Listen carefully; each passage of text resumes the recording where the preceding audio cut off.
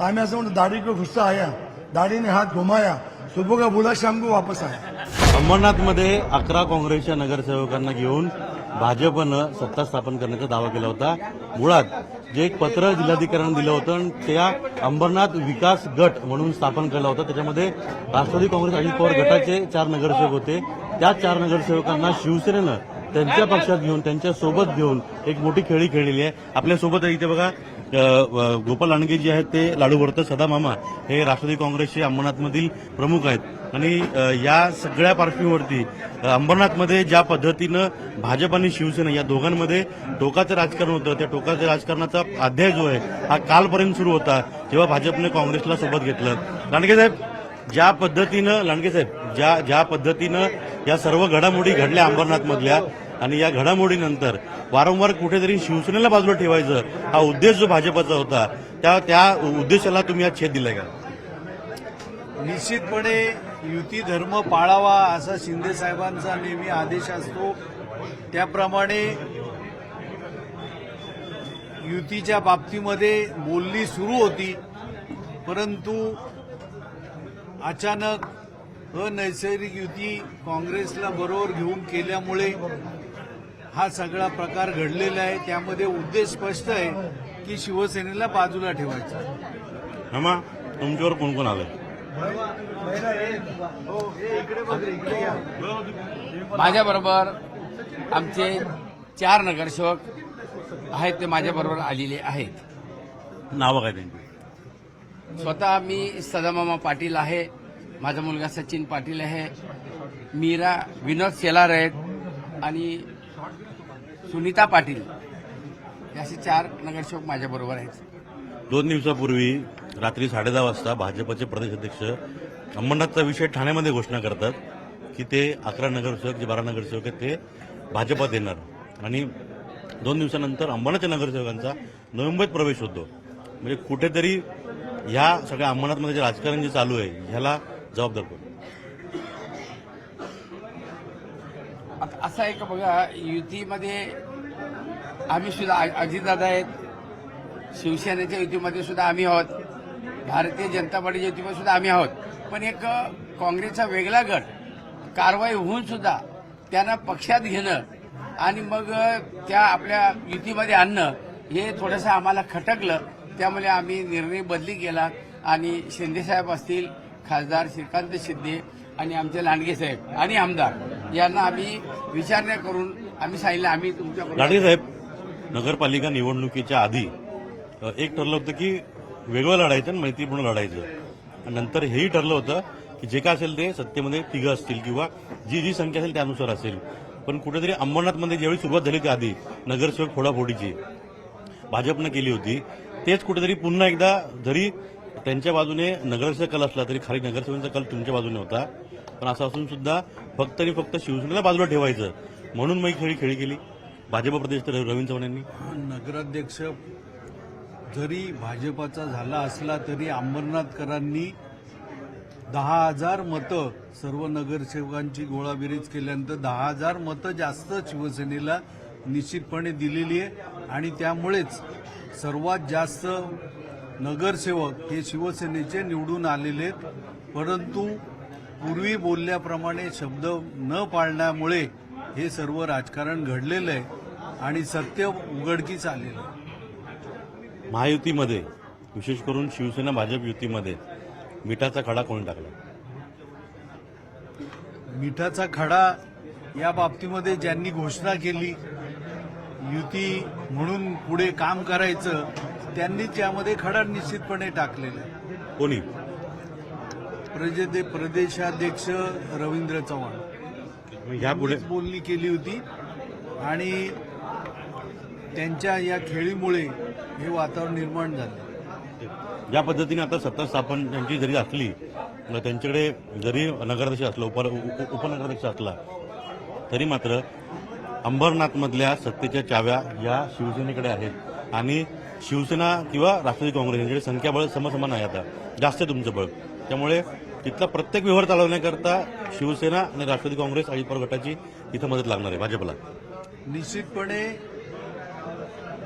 नियमाप्रमाणे नगरपालिकेचं कामकाज करत असताना मेजॉरिटी शिवसेना राष्ट्रवादी असल्यामुळे त्या बाबतीमध्ये त्यांना त्याचा विचार करावा लागेल, संमती घ्यावी लागेल.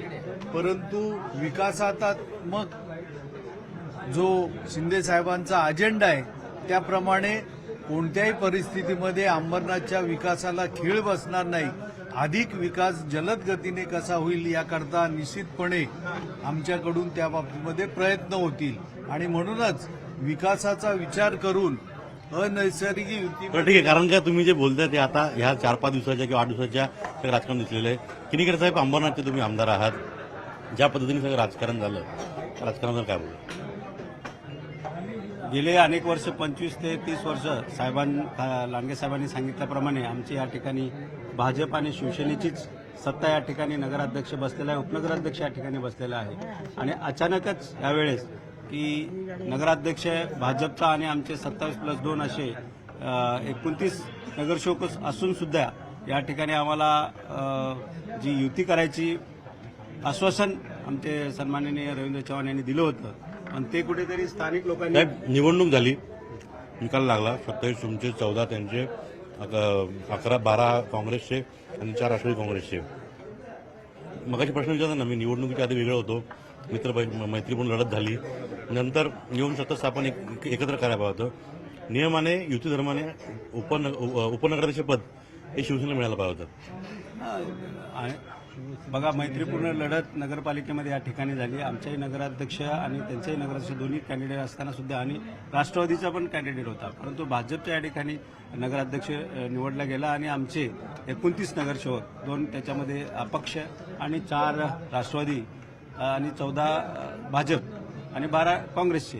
परंतु पारंपरिक आमची युती होती. निवडून आल्यानंतर आम्ही स्वतः स्थानिक पातळीवरती बोलणं केलं. आमचे वरिष्ठ लांडगे साहेब असतील, खासदार डॉक्टर श्रीकांत शिंदे यांना फोन करून सांगितलं. मी स्वतः मला जी माहिती कळाली किंवा जी माहिती मिळाली त्यानुसार सगळी नगराध्यक्षानंतर सत्ता स्थापन करण्याची गणितं सुरू होती. स्वतः प्रदेशाध्यक्ष रवींद्र चव्हाण आणि खासदार डॉक्टर श्रीकांत शिंदे यांच्यामध्ये कम्युनिकेशन होत होतं, त्याचे साक्षीदार तुम्ही होते. मी स्वतः आहे ना, मी आणि चौधरी साहेब या ठिकाणी आम्ही जाऊन त्या ठिकाणी भेटलो. चव्हाण साहेबांना युतीची आम्ही बोलणी केली. स्वतःच्या फोननी रवींद्र चव्हाण साहेबांनी खासदार डॉक्टर श्रीकांत शिंदे यांना सांगितले आपल्याला युती झालेली आहे आणि तुमचा उपनगराध्यक्षाचा कॅन्डिडेट द्या. आणि स्वतः रवींद्र चव्हाणनी आपले नगराध्यक्ष आहेत त्यांच्या घरी फोन करून करंजे साहेबांना, अभिजित करंजेंना फोन केला की आपल्याला युती झालेली आहे, युती आहे. त्यांचं उत्तर काय होतं त्याच्यावर? त्यांना त्या ठिकाणी हो साहेब बोलले, परंतु आम्ही जाऊन परत भेटल्यानंतर हा करायचं आपल्याला युती असं म्हणत राहिले, आम्हाला गाफील ठेवले आणि त्या ठिकाणी काँग्रेसबरोबर भाजप त्यांनी महाविकास आघाडी या ठिकाणी स्थापन केली आणि एक वेगळं अंबरनाथ विकास आघाडी म्हणून मामा एक पत्र, एक गट स्थापन केला. जिल्हाधिकाऱ्यांनी त्याला मान्यता देखील दिली. त्यामध्ये राष्ट्रवादी काँग्रेस पक्ष अजित पवार गटाचं नाव देखील आहे. हो, बरोबर आहे.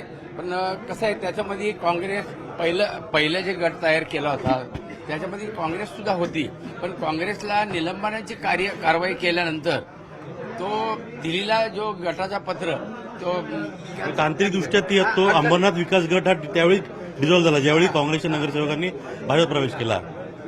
साधा सरळ प्रश्न, अंबरनाथची निवडणूक जी झाली ती निवडणूक त्या दरम्यान झालेलं राजकारण, त्यानंतरचं राजकारण आणि अजूनपर्यंत होत असलेलं राजकारण याला जबाबदार कोण? अंबरनाथ जे मतदार आहेत ते पारंपरिक आमचे शिवसेनेचे मतदार आहेत, शिवसेनेला मानणारे मतदार आहेत, भाजप शिवसेनेला मानणारे मतदार आहेत.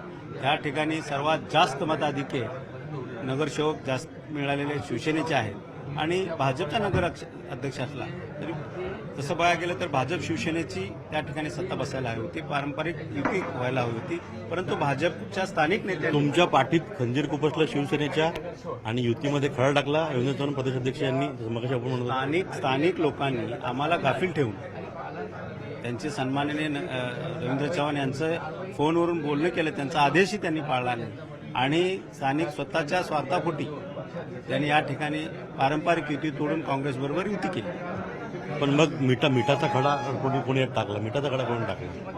बघा, हे राजकीय तुम्ही हे नगराध्यक्ष होते, माजी नगराध्यक्ष, एवढ्या काळामध्ये अंबरनाथचं निवडणूक तुम्ही आणि आमदार साहेबांनी पाहिलेली आहे. असं कधी झालं होतं? असं कधी झालेलं नाहीये. असं सगळ्या गोष्टी ठरलेल्या होत्या. नैसर्गिक युती आपली कायम होती. पण अनेक लोक म्हणतात की शिंदेसाहेब काहीतरी चमत्कार करतात, वेळ गोष्टी करतात, आम्हाला अनेक पत्रकार विचारतात. तर आम्ही असं म्हणतो, दाढी को गुस्सा आया, दाढी ने हात घुमाया, सुबह का बोला शाम को वापस आया.